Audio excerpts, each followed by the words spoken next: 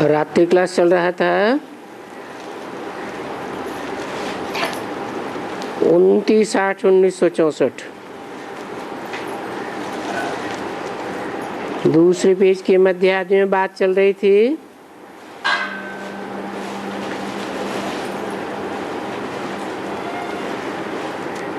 महिमा का title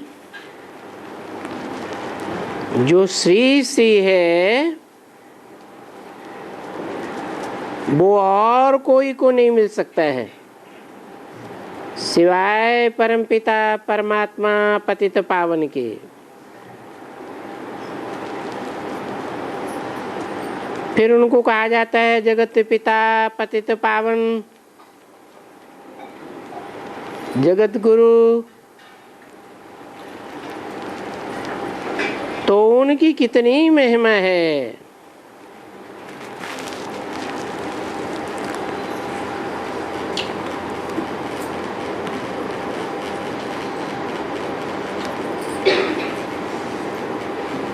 Lord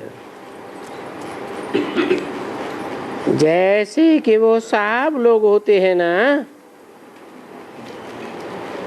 वहाँ के लॉर्ड जैसे यहाँ आगे लॉर्ड सिन्हा लॉर्ड गवर्नर को लॉर्ड कहते थे। तो देखो कितनी भूल है, कुछ भी नहीं जानते हैं। जिसने हम बच्चों को भारतवासियों को वर्षा दिया उनसे इतनी भूल हो जाती है।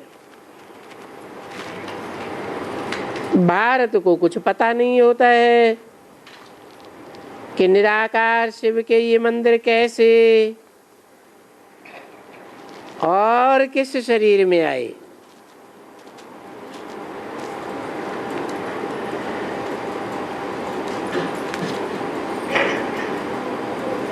शिव के मंदिर तो है ना,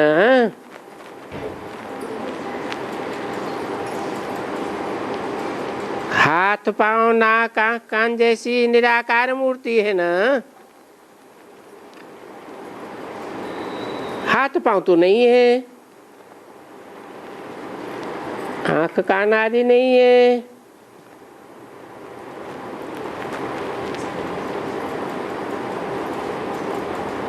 लिंग मात्र है।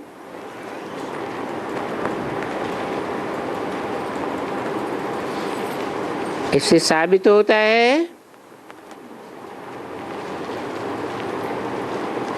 कि ऐसी स्टेज बनाई है कि इंद्रियों का भान नहीं रहता है।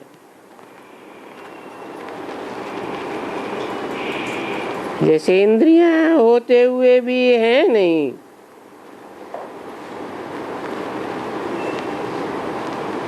सुनते हुए भी नहीं सुनना, देखते हुए भी नहीं देखना।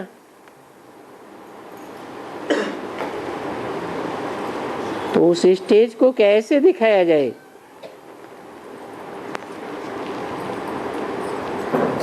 लिंग रूप में दिखाया है।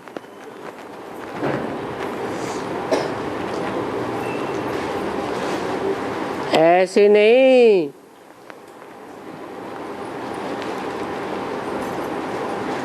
कि शरीर है ही नहीं। शरीर तो है,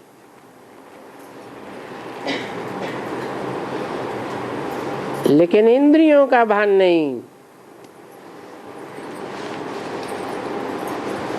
मात्र लिंगाकार। जैसे किसी का सर उड़ा दिया जाए, हाथ उठा उड़ा दिए जाएं, टांग काट दी जाए तो क्या रह जाएगा। दड़ मात्र रह जाएगा, लिंग मात्र रह जाएगा। तो यादगार मंदिर बना है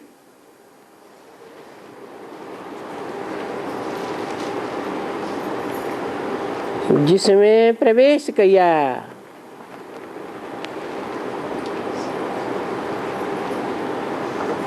सोमनाथ मंदिर यादगार है, एक्यूरेट।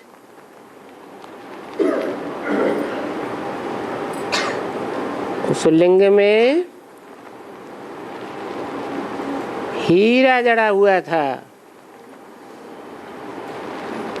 हीरा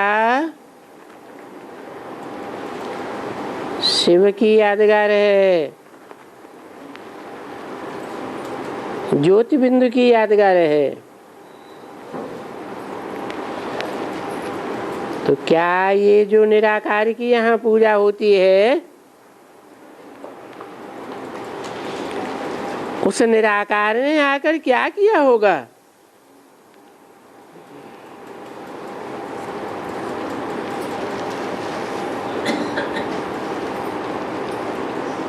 कुछ तो सेवा की होगी जो इतनी पूजा होती है।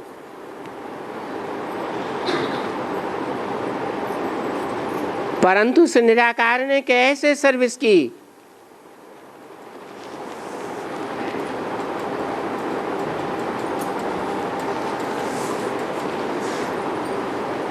जरूर कोई प्रकृति का आधार लिया होगा।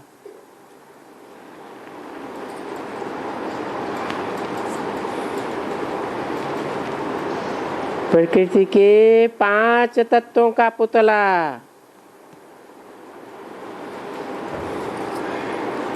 परंतु कोई को पता नहीं, बिल्कुल एकदम।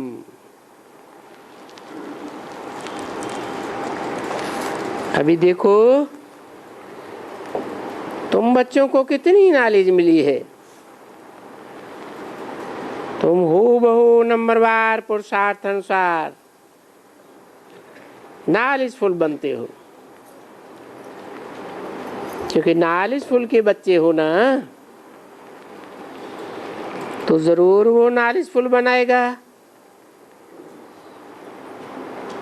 तो तुमको त्रिकालदर्शी बना दिया है, क्योंकि तीनों लोकों को, तीनों कालों को तुम जानने वाले हो।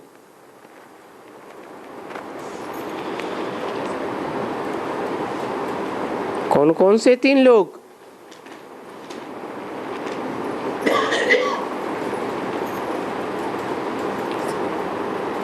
शांतिधाम, सुखधाम और दुखधाम।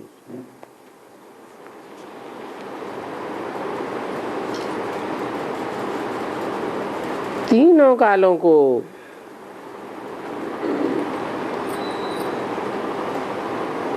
पास्ट में तुम क्या थे, वर्तमान में क्या हो और भविष्य में क्या बनने वाले हो।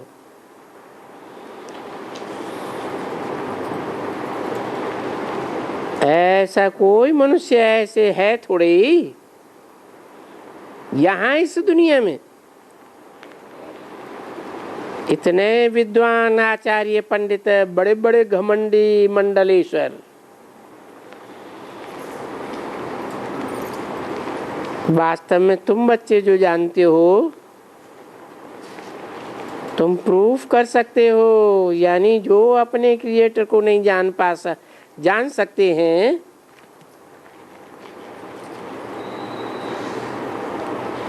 उनकी ओर तुम इशारा करते हो।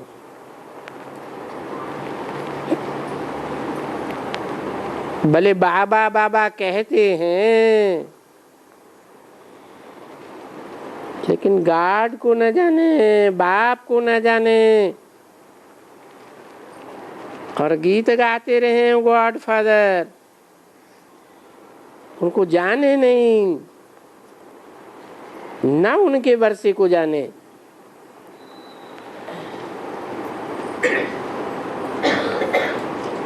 फिर जो ड्रामा के भी आज मध्यंत को न जाने, उनको ब्लाइंड कहा जाता है।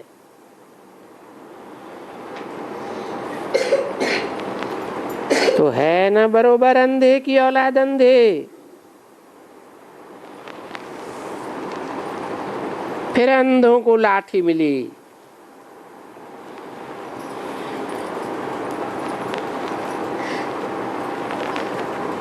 कौन सी लाठी?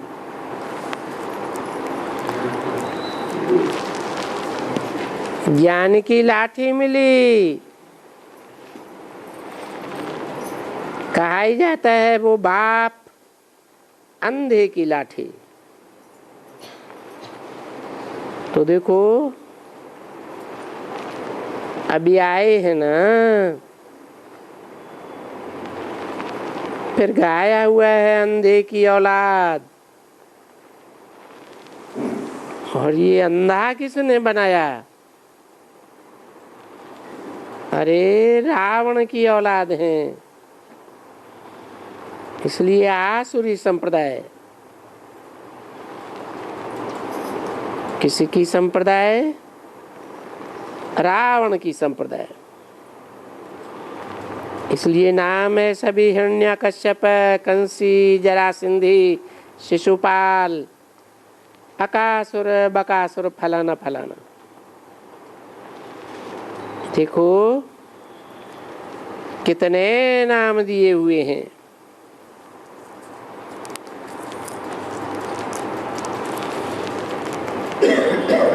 तो उसको कहा जाता है रावण संप्रदाय।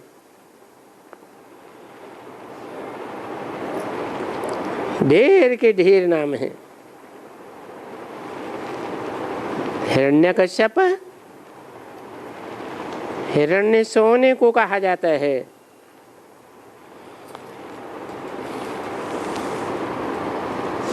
काश्य तेज को कहा जाता है, अर्थात सोने जैसी सच्ची।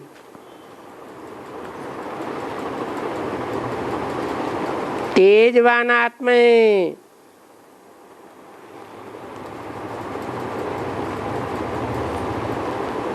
पा माने पीने वाले। ऐसी आत्मा के तेज को पी जाती हैं,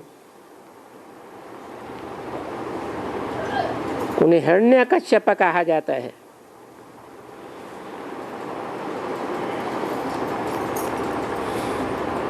जरासिंधी, जराजीर्ण, पुराने, सिंधी माने सिंधी, पुराने पुराने सिंधी,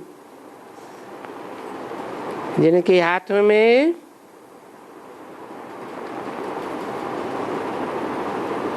पूरे ब्राह्मण परिवार, ब्राह्मणों की दुनिया की बागडोर आ जाती है। शिशुपाल,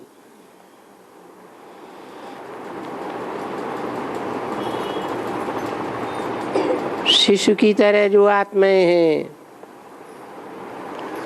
निचाट बुद्ध बच्चा बुद्धि हैं।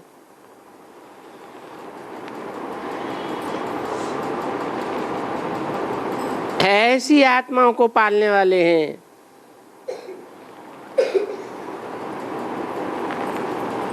अकासुर,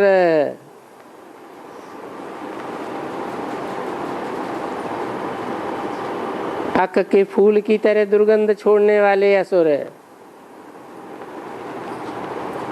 बकासुर, बक बगुले को कहा जाता है।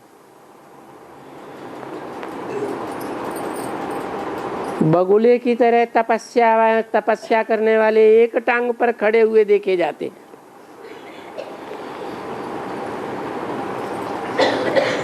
और जैसे ही मछली आती है गप कर लेते।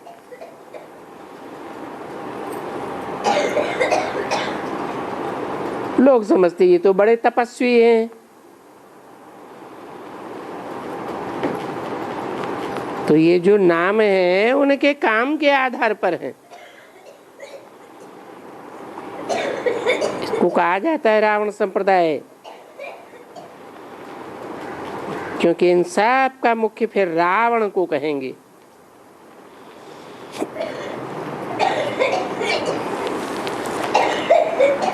रावयते लोकान, जो लोगों को रुलाता रहता है उसे रावण कहा जाता है।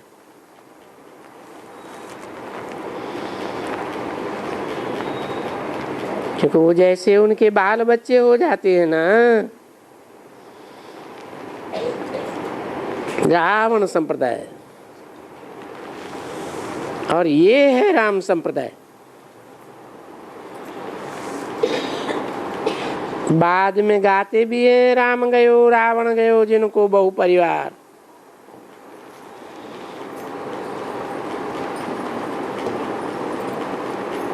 राम संप्रदाय वालों का रावण संप्रदाय वालों का बहुत परिवार था।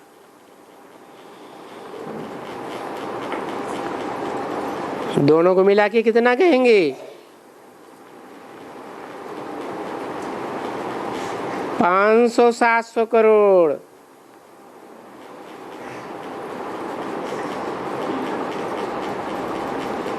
महाविनाश में सब मारे गए।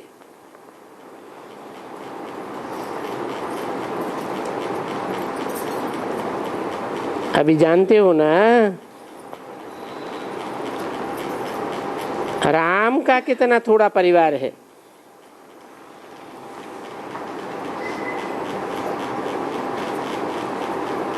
इन ब्राह्मणों का कितना छोटा परिवार है। देखो चोटी कितनी छोटी है। तो ब्राह्मण कुल है ना,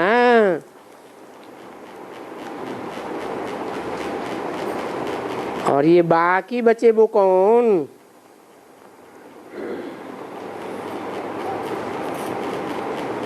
बाकी सब है रावण संप्रदाय,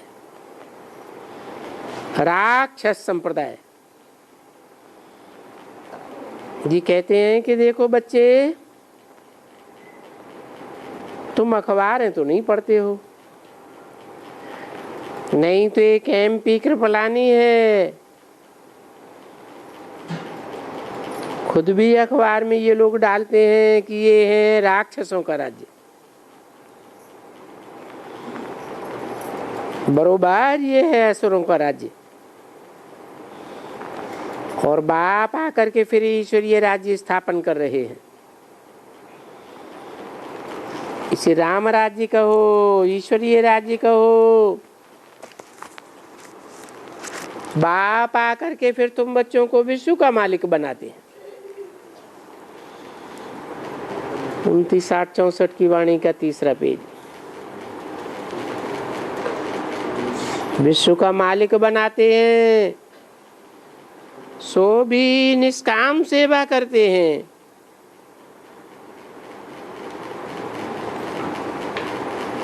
खुद राजाई का कुछ भी सुख नहीं लेते हैं।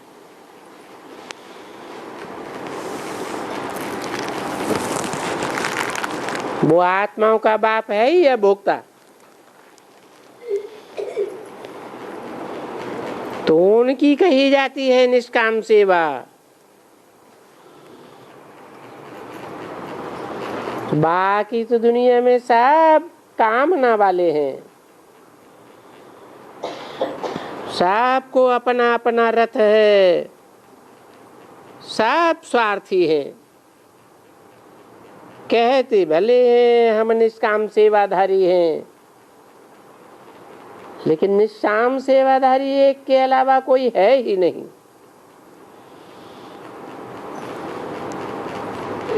ऐसे बहुत फिलैंथ्रोपिस्ट होते हैं जो दान करते हैं, वो भी ऐसे ही कहते हैं हम निष्काम सेवा करते हैं। परंतु निष्काम सेवा कोई की होती ही नहीं है। उस सेवा का फल तो मिलता है जरूर। बहुत बच्चे हैं अभी तक अच्छी तरह से ठीक से समझाए नहीं सकते हैं। आज नहीं समझा सकते हैं, फिर कल समझाएंगे। क्योंकि तुम बच्चे हो दुख करता सुख करता, क्योंकि ऐसे बाप के बच्चे हो। तो कोई को तुम दुख तो दे नहीं सकते। क्योंकि तुम हो दुख हरता और दुख सुख करता। तुम सबका दुख दूर करने वाले हो। तो कभी भी तुम बच्चों को किसी को दुख नहीं देना है। ऐसे बहुत होते हैं जिनमें काम का भूत होता है, ऐसे फिर इंसल्ट बहुत करते हैं।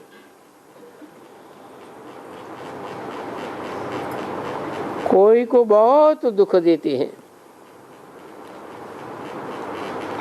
काम की आस पूरी नहीं होती है तो कितना क्रोध करते हैं।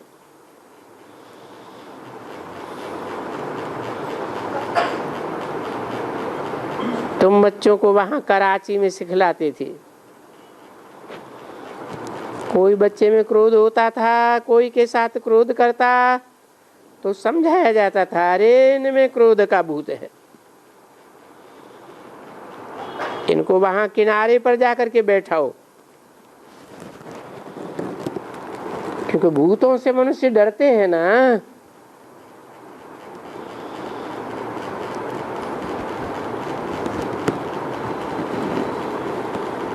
घोस्ट से बहुत डरते हैं। वो घोस्ट अलग चीज है और ये 5 विकारों का भूत अलग चीज है।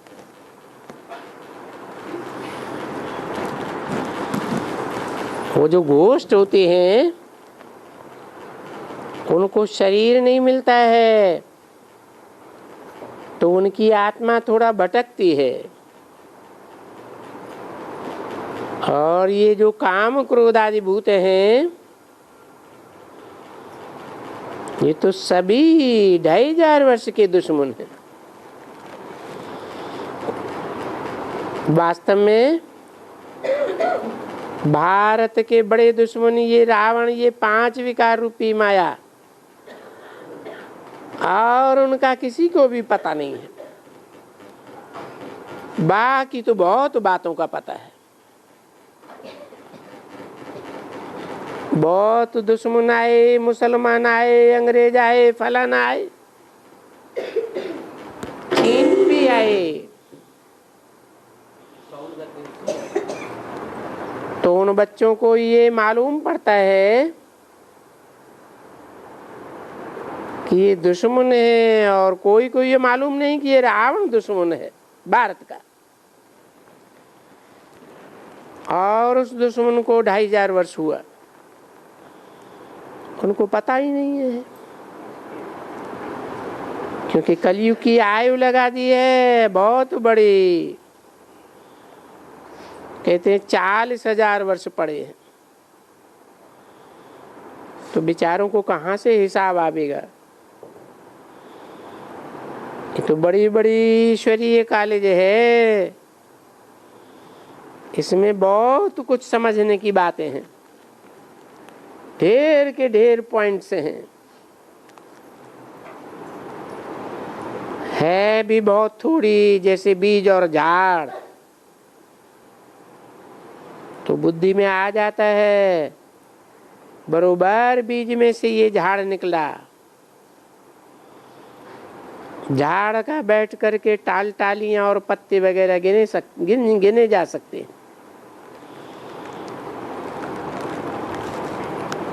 कौन गिनेगा? ढेर के ढेर पत्ते होते हैं, गिनेगा कोई नहीं। तो फिर उनकी समझानी मिलती रही कि ऐसे ऐसे टालियां निकलती हैं। तो ये भी यहाँ समझाया जाता है कि बच्चे, पहले पहले है फाउंडेशन आदि सनातन देवी देवता धर्म, पीछे उनमें 3 फाउंटेन्स निकलते हैं, इस्लामी, बौद्धी, क्रिश्चियन।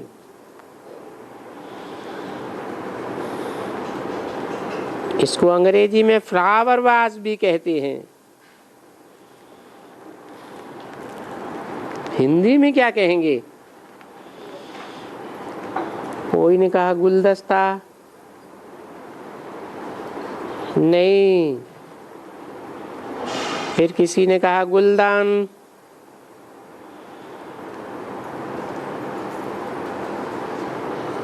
चलो गुलदस्ता या ऐसे ही कहो। तो हमेशा 3 ट्यूब्स निकलते हैं,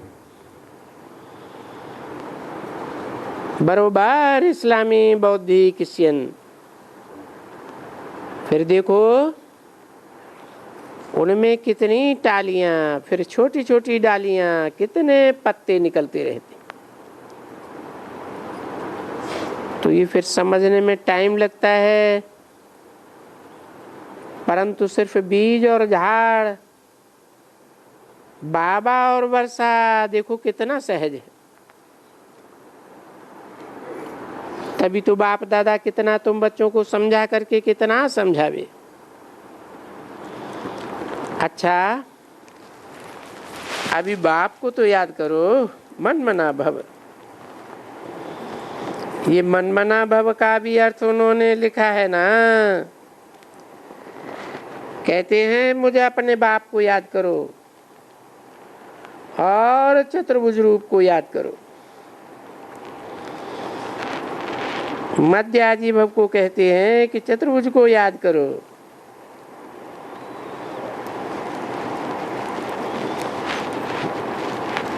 है तो सही लिखा हुआ।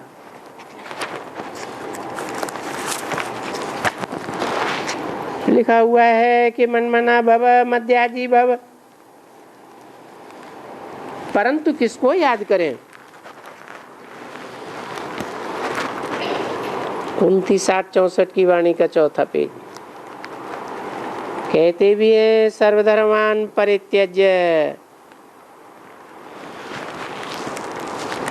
यानी ये जो तुम्हारे शरीर के अनेक धर्म हैं, क्रिश्चियन धर्म, मुसलमान धर्म, पारसी, मारवाड़ी, गुजराती आदि, ये सब भूल जाओ।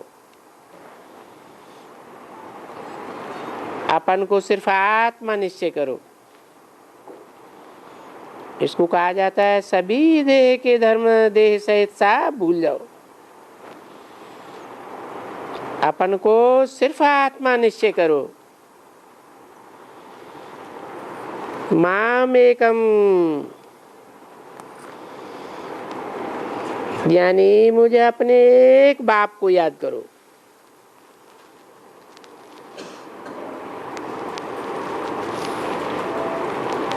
तो बाप भी ऐसे कहते हैं ना कि माम एकम याद करो। तो इस योग आग्नि से तुम सब पापों से मुक्त हो जाएंगे। और जो सभी योग हैं वो कोई योग आग्नि थोड़े ही हैं, वो तो शारीरिक योग हैं और अनेक प्रकार के हैं। उन योगियों की ये साधनाएं अनेक प्रकार की हैं। तुम बच्चों को समझाया ना कि जयपुर में जाओ तो वहाँ एग्जीबिशन हठ योग की बहुत है।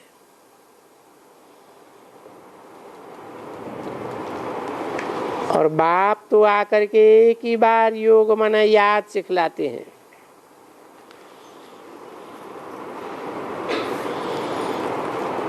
इसलिए बाप कहते हैं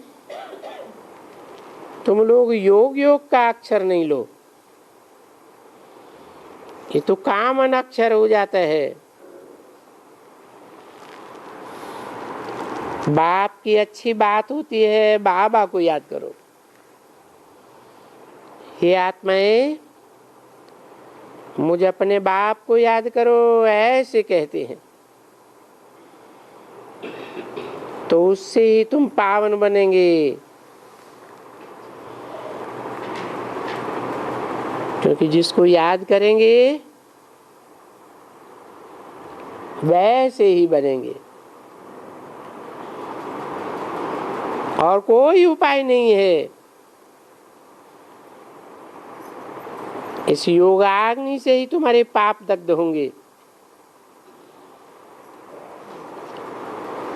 तो याद भी जरूर चाहिए। अगर ये बैठेंगे याद के लिए तो हठ योग हो जाता है। समझा ना? ऐसे क्यों नहीं याद करते हो? पैदल क्यों नहीं याद कर सकते हो? वो भी तो योग है ना। खाते पीते चलते, ये तो बहुत सहज है। तो इसमें किसको आदत पड़ जाती है बैठने की कि मैं योग में बैठा हूं? अरे योग में क्यों, योग में तो वो सन्यासी लोग बैठते हैं। आसन लगा के बैठे रहो। नहीं, बाप तो कोई तकलीफ नहीं देते हैं बच्चों को। बूढ़ी बूढ़ी माताएं बेचारी क्या जाने ये क्या बैठ करके आसन लगाएंगी। ऐसे बहुत अच्छी तरह समझाते हैं, सिखलाते हैं। जी बच्चियां आसन आसनवादी को क्या जाने। अभी कैसे बेचारी योग में ऐसे बैठेंगी? नहीं, यहाँ तो बहुत सहज है। बाबा कहते हैं मैं तुम बच्चों को बिल्कुल ही सहज बात, 1 सेकंड की बात बताता हूँ। तुम बाप को जान गए, बरोबर तुम आत्मा बाप के हो। और बाप कल पहले भी आए थे, 5000 वर्ष पहले, और कहा था दे कि सभी धर्म त्याग मुझे एक को याद करो,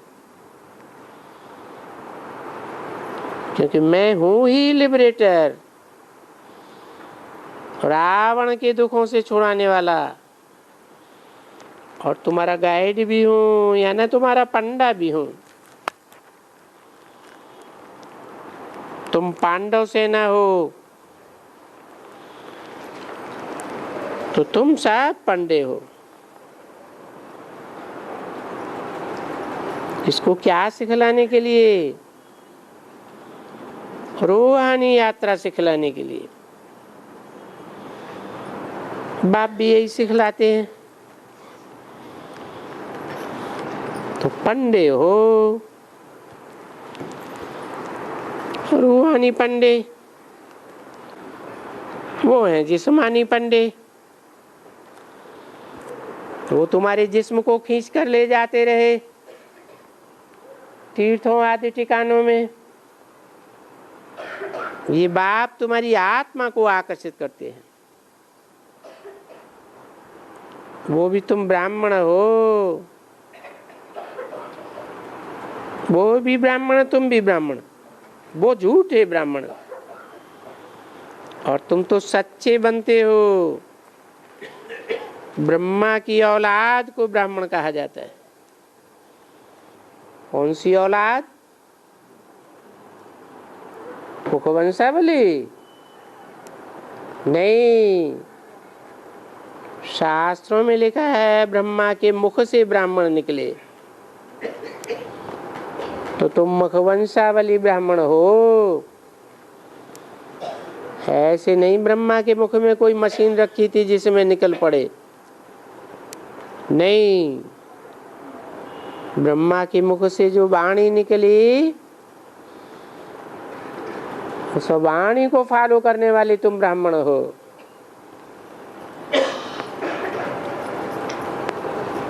रूहानी पंडे हो, वो पतित पंडे, और तुम पावन बन रहे हो। तुम अभी अपन को पूरा पावन नहीं कह सकते हो, हाँ बन रहे हो। अच्छा बच्ची बाजा बजाओ।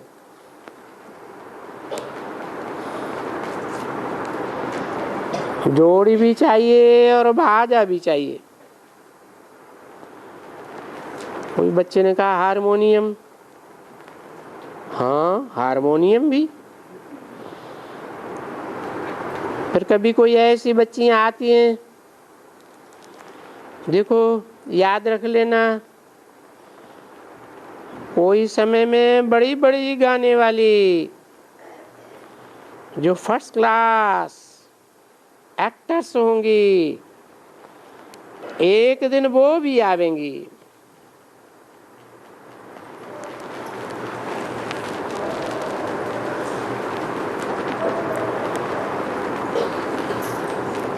वो आ करके गाएंगी,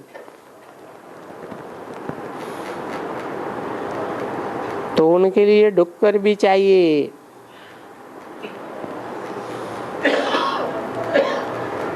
हाँ, बॉम्बे में तो डुक्कर और बाजा बजाने के लिए आता था, जिसका कितना अच्छा ये गीत गाया हुआ है। हमने देखा, हमने पाया, कितना मीठा। तो ये तो जरूर डुक्कर भी चाहिए, बाजा भी अच्छा एक चाहिए।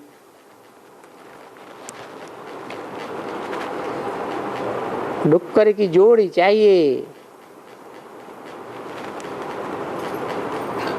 29, 8, 64 की वाणी का 5वां पेज। पीछे जो लेकर के भेजेंगे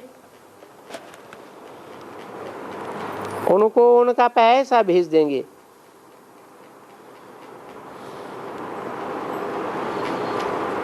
कोई ने कहा बाजा रखा है दिल्ली में, अच्छा है? तो कोई ने जवाब दिया हाँ। तो फिर वो डुक्कर भी लेकर के यहाँ भेज देना। दिल्ली में रख करके क्या करेंगे? मेला यहाँ लगता है या दिल्ली में? हाँ, जब सागर वहां जाएगा। कहाँ? दिल्ली में।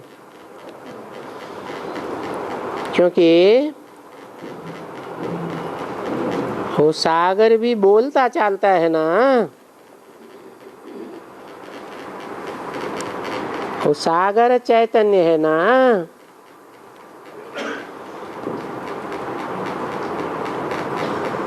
जब वहां जाएगा तो फिर वहां दिल्ली में मेला लगेगा।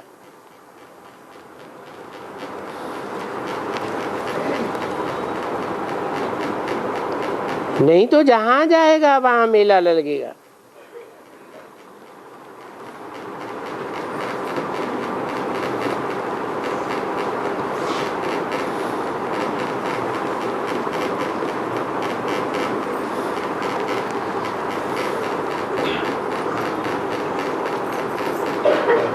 क्या इशारा दिया?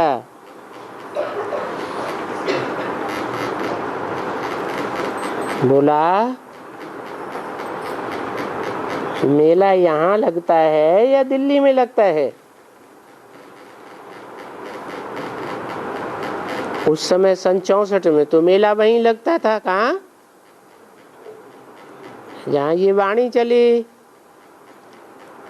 माउंट आबू में। लेकिन बताया जब सागर दिल्ली में जाएगा तो वहां भी मेला लगेगा, और नहीं तो जहां जहां जाएगा वहां मेला लगेगा। क्या सुना? समझा? अच्छा, किसी ने बंगाली भाषा में गीत गाया।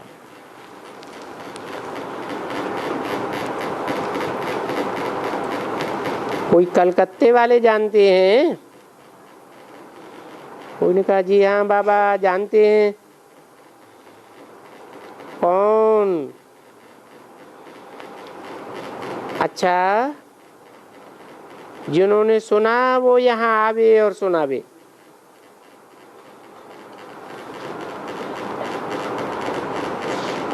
किसी भाई ने कहा, छाया बहन ने जो आपके सामने संगीत सुनाया उसका अर्थ ये है कि जो युग अभी है हमने उसको भी देखा और जो युग आने वाला है वो भी हमने देखा।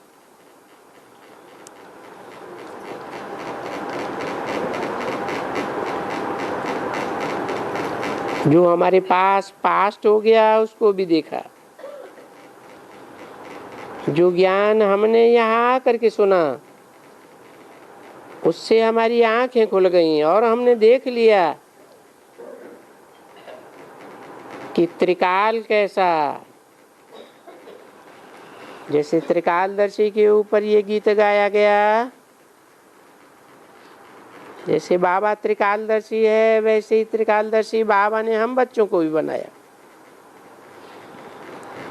अब वो ज्ञान हमको हो गया है कि हम क्या थे, अब क्या है और हमको क्या बनना है।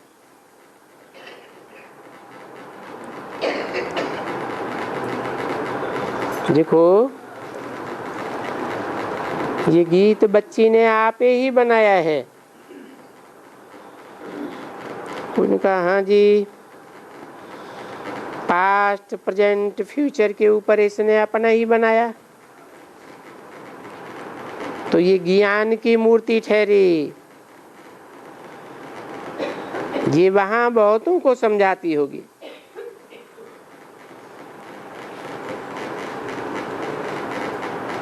कोई ने कहा बाबा बच्चों के कारण इसको फुर्सत नहीं मिलती है।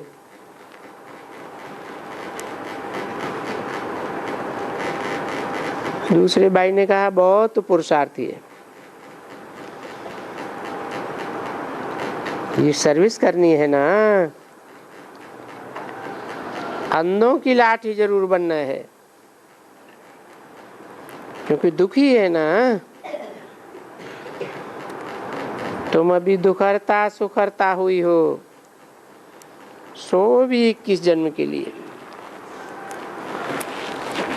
गायन भी है वंदे मातरम, क्योंकि माताओं ने ही इस भारत को स्वर्ग बनाया है। तो देखो फर्क हो गया ना। ये शंकराचार्य के सन्यासी लोग भले बाप ने समझाया है, जब भारत वाम मार्ग में जाता है तो ये सन्यास धर्म ने भारत को बचाया, क्योंकि भारत है सबसे जास्ती पवित्र। परंतु फिर जब रावण राज्य होता है तो फिर ये काम चिच्छा में बैठते हैं ना, तो फिर ये सन्यासी लोग भारत को थमाते हैं। परंतु इस समय तो ये सभी तमो प्रधान बन गए और फिर उन्होंने बैठ करके माताओं की निंदा भी की और ड्रामा अनुसार माताओं को डुहाग भी दे दिया, विधवा पने का ढुआग दिया। अब ये बैठ करके बाप समझाते हैं, क्यों? वो तो बेचारे हठ योग सिखलाते हैं, राजयोग तो सिखला ही नहीं सकते। राजयोग तो बाप बैठ करके बच्चों को सिखलाते हैं। तो इस समय में जो उनकी भी वृत्ति है, जैसे देवताओं की वृत्ति तमो प्रधान हो गई, वैसे फिर इस समय में सबकी वृत्ति तमो प्रधान हो गई है। अच्छा, ओम शांति।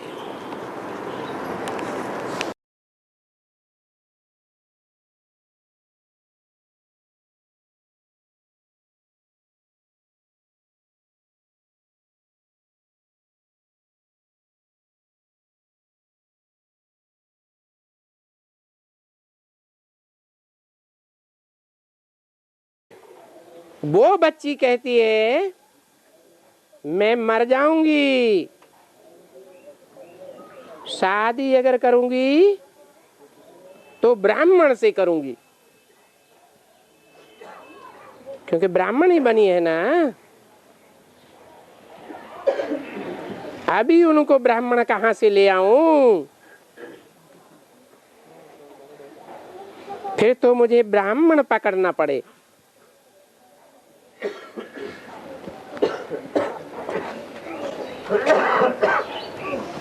है क्या पकड़ना पड़े? ब्राह्मण किसे कहा जाता है?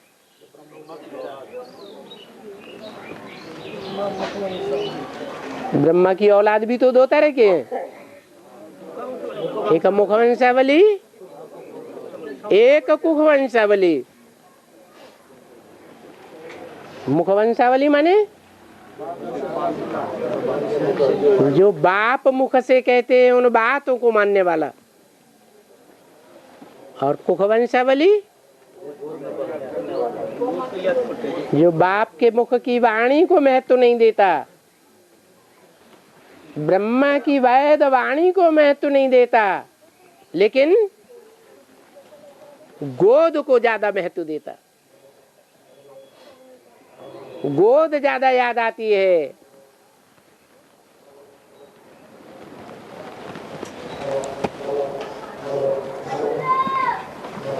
तो उनको कुखवंशावली ब्राह्मण कहा जाता है।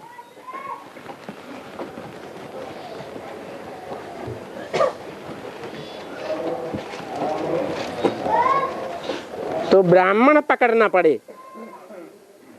अब बताओ कौन सा ब्राह्मण पकड़ में आवेगा? है कुखवंशावली ब्राह्मण होगा तो पकड़ में आवेगा। अगर मुखवंशावली ब्राह्मण हुआ तो कहेगा हम अपने कुल में शादी कैसे करेंगे? वो परंपरा भारत में अभी भी चली आ रही है। क्या अपने कुल में शादी नहीं करते हैं?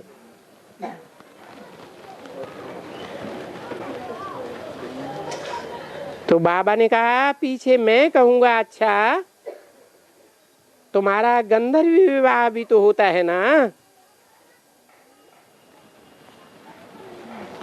नाम वाला है ना, तो अभी होता है। गंधर्व विवाह कोई सूक्ष्म वतन की बात नहीं होती है,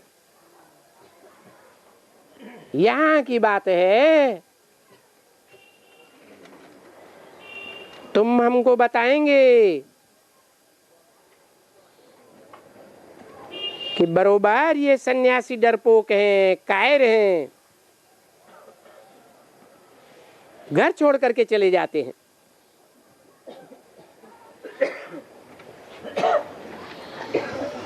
हम युगल करके फिर हम कंपेनियन ले लेंगे। ब्राह्मण और ब्राह्मणी बहन भाई भी हो करके रहेंगे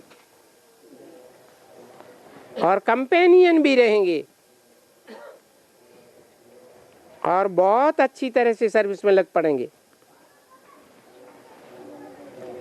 फिर दिखलाएंगे देखो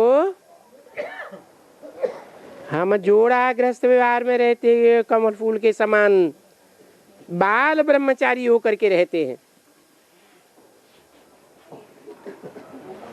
क्या कहा? कब की बात बताई? नहीं, पास्ट की बात बताई, वर्तमान की बताई या फ्यूचर की बताई? फ्यूचर की बात बताई कि तुम दिखलाएंगे।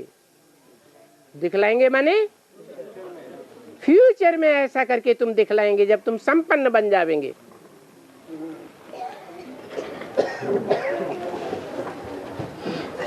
देखो ये बड़ी ऊंची मंजिल है।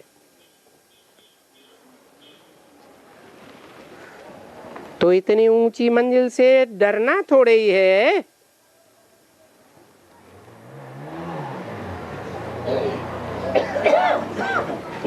मारवाड़ी हो क्या?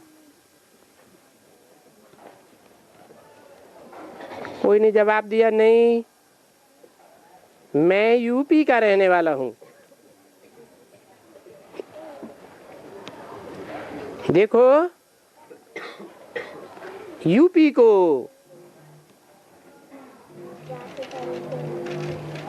ये बहुत मार खाती है और वो बोलती है कि अच्छा भला ज्ञानी हो,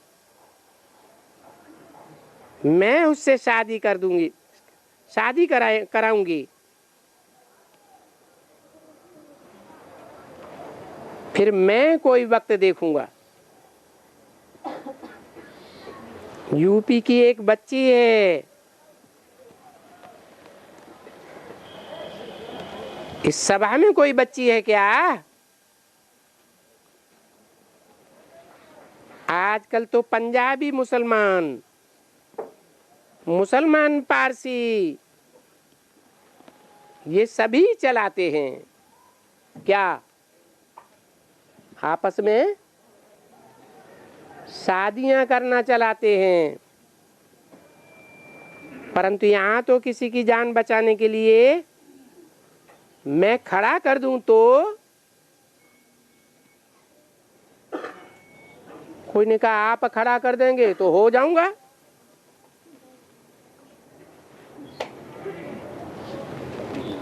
मैं अपने आप खड़ा नहीं होता, लेकिन आप कर देंगे तो हो जाऊंगा। वो ही तो बाबा कहते हैं, उफ कोई कमाल कर दे, कोई की जान बचाए देंगे और वो बच्ची सर्विस करने लग पड़ेगी ना।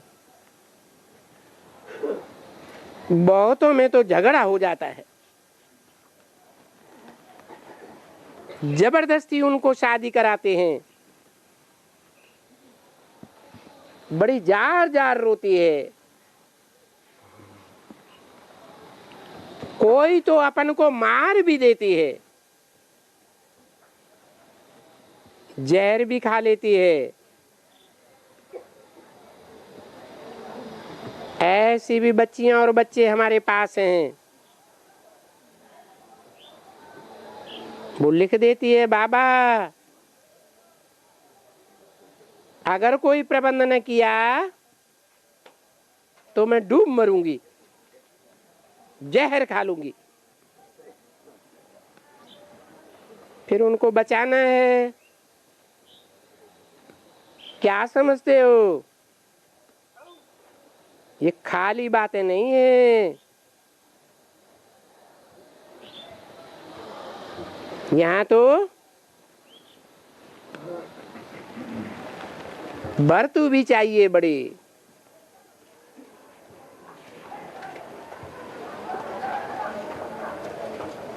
भारत माता बनने के लिए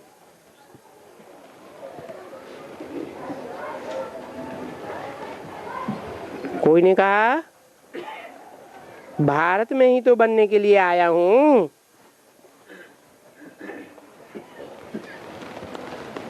तो मैं कोई वक्त में कह दूंगा। क्या कहा? कोई वक्त में, अभी नहीं। किसने कहा है? छोटी माँ ने कहा मैं कोई वक्त में कह दूंगा। कहने वाला स्त्रीलिंग है। किसने कहा? शिव बाबा ने कहा मैं कोई वक्त में कह दूंगा।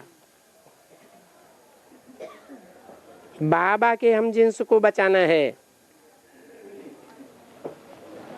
मम्मा के भी हम जिन्स को बचाना है, अर्थात कुमारियों और कुमार को बचाना है,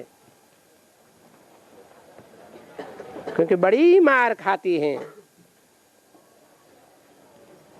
अबलाओं के ऊपर अत्याचार बहुत होते हैं। एक तो अबलाओं के ऊपर अत्याचार, बिख पीने के लिए बहुत मार खाती हैं। दूसरी, कन्याओं के ऊपर अत्याचार होते हैं कि शादी करो। 29, 60, 64 की वाणी का 13वां पेज। कैसे भी करके शादी करेंगे,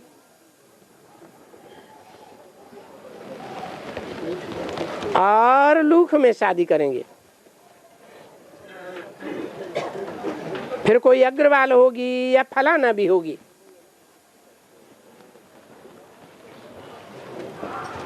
नहीं, या तो फिर बाप कहेंगे अग्रवाल हो या ढग्रवाल हो, लौकिक रीत से। उनकी तुमको जान बचानी होगी। फिर तुम्हारे से सारी दुनिया, घर बार सब बिगड़ पड़ेंगे। इतना सब सहन करने के लिए तैयार हो? किसी ने कहा बिल्कुल। अरे ये तो कोई वाकई बच्चा बन गया। कितने हैं? किसी माता ने जवाब दिया 2 लड़की हैं। कोई लड़का भी है? माता ने जवाब दिया पहले एक लड़का हुआ था, वो तो बाबा के पास है, वो बैठा हुआ है। बाबा, वो बच्चा आपका है।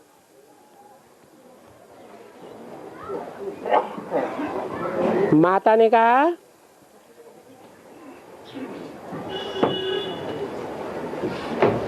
जरूर बाबा ही तो बच्चा है ना मेरा। बाबा कहते हैं कि बाबा जो है इनको बच्चा बनाया है। देखो जादूगरनी है ना ये लोग, बोलती हैं बाबा को हम बच्चा बनाया है। या इनमें है, वो समझती हैं कैसे? अच्छा, जाओ बच्ची,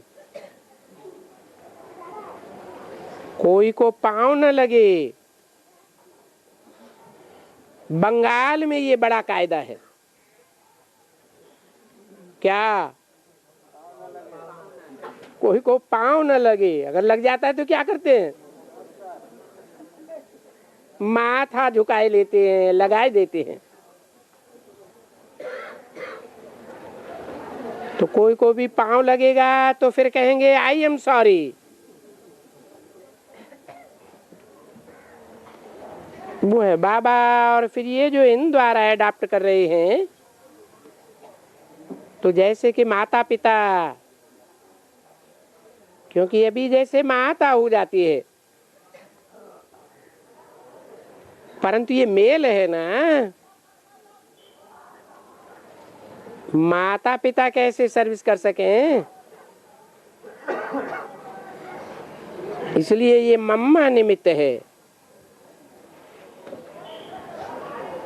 कोई मार खाते हैं, बड़े बड़े अच्छे अच्छे मरते हैं। बाप नहीं तो बड़े भाई भी मारते हैं। छोटे भाई बड़े भाई को मारते हैं। ऐसे भी बड़े भाई हैं जो पवित्र रहते हैं, तो छोटे भाई लड़ करके बिगड़ करके उनसे झगड़ा करते हैं और मारते हैं उनको। ऐसे भी होते हैं। देही अभिमानी रहते हैं ना, तो देही अभिमानी रहने से ही किसके सामने तुम उनको देही अभिमानी बना सकते हो? यानी वो शरीर की सुध बुध भूल जाते हैं। अपन को तो शरीर की सुध बुध भूल जानी है ना, बस हम आत्मा है बस। तो इतना निश्चय हो जाना चाहिए, जब समय हो तब शरीर को छोड़ करके घर को चले जाओ। ऐसे ऐसे सन्यासी भी है। ऐसे मत समझो सन्यासी नहीं है, परंतु वो जाते नहीं हैं। तुम बच्चों को तो जाना है, कहाँ है? परम धाम। वो कहाँ नहीं जा सकते हैं। ऐसे ऐसे हैं बरोबर बैठे बैठे शरीर छोड़ देते हैं। पर जब ऐसे कोई मरते हैं तो चारों तरफ आजू बाजू में सन्नाटा छा जाता है। वो जो योगी, ऐसे योगी लोग होते हैं, उनको मालूम पड़ता है कि योगी ने कोई ने शरीर योग में रह करके शरीर छोड़ा है। जैसे शमशान शांत होता है ना, ऐसे आसपास वायुमंडल बिल्कुल शांत हो जाता है। तो देखो तुम्हारी शांति का कितना प्रभाव पड़ेगा। पूरे माहौल में शांति हो जाएगी। अभी तो अशांति है ना। अच्छा, मीठे मीठे सिकील दे बच्चों प्रति देखो, ये कौन कहते हैं? बच्चे भी जानते हैं कि हम बरोबर 5-4 वर्ष के बाद फिर से बाप से आकर के मिले। आत्मा और परमात्मा अलग रहे बहुकाल।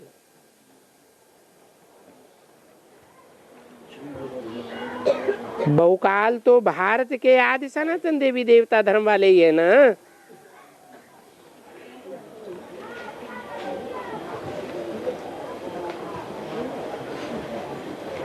तो वही फिर पहले मिलेंगे, पहले फिर से आएंगे यहाँ। जब विनाश हो जाएगा तो पहले वो आते रहेंगे। कौन कौन आते रहेंगे पहले? अरे सुनते सुनते भूल गए। आत्मा परमात्मा जो अलग रहे बहुकाल। तो ऐसे सिकिल दे बच्चों प्रति माता पिता का और बाप दादा का याद प्यार। Good morning. ओम शांति।